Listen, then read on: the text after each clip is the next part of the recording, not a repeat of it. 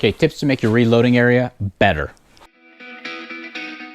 Very first thing is you need to have a reloading bench that is rock freaking solid.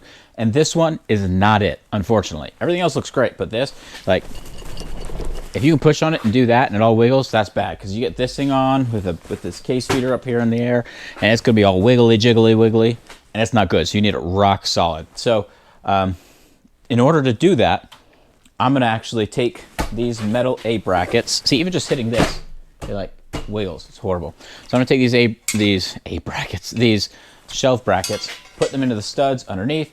I'm gonna cut this chunk of steel and support the whole bottom. It'll be hidden, so it'll look exactly the same as it is now, but it's gonna be rock solid. So I'm gonna go ahead and do that.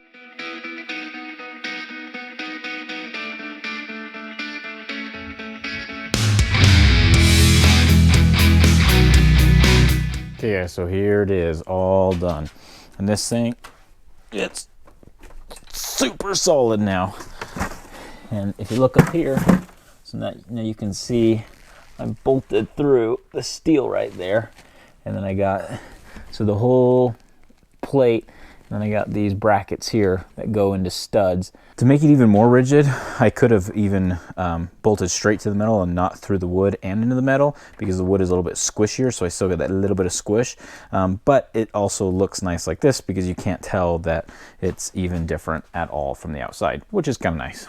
Okay, so now that I got this freaking solid, that's gonna solve a lot of your issues and make your reloading bench stinking awesome. Okay, the second thing is just plenty of extra working space, just so you can have your cases out, so you can have your dies, bullets, extra tools, anything just lying around, you have them nearby. Okay, the next thing is to have all your tools handy. So this is a little bit of a shameless plug, but I like to use pegboard, or if you don't have pegboard, you can do other things. So I like to have all my dice here. These are die holders I designed. You can go get them from a link down. Yeah, I sell them on eBay. I even have like tube holders. I have all my extra things to swap out calibers just right here. I got a tool to hold my shell plate.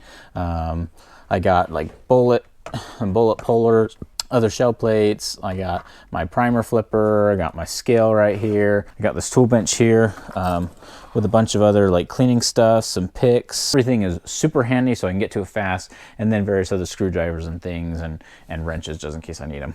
Tools I don't use quite as much are over here, so like my Lemon Shine, and then like a punch set and some various other random things. Okay, the next thing is going to be lighting. So I like lots of light. If you don't have to wear sunglasses in your garage, then it's not bright enough. So that's one thing when I actually bought this house, the lighting sucked. If I can find the video, I'll put it here.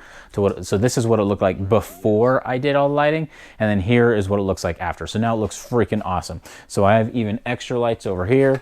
So it makes it super bright, because when you're working on things here, you want to be able to check, make sure everything's going smooth, and if it's not very well lit, then it's not going to go, it's going to be tricky to see everything. They even sell lights that go under here. I don't like the ones that go in the middle here, because if they go in the middle, then you have to remove it if you ever have to pull this guy out because something gets stuck.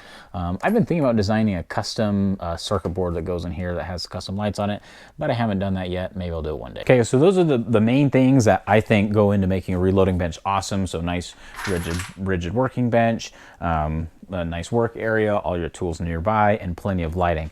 If you have any thoughts or comments or what you think makes an awesome reloading area, please put in the comments section below. Odds are you guys have thought of something that I haven't and that my reloading area lacks. So I'd love to hear it. Anyway guys, thanks for watching. See you next time.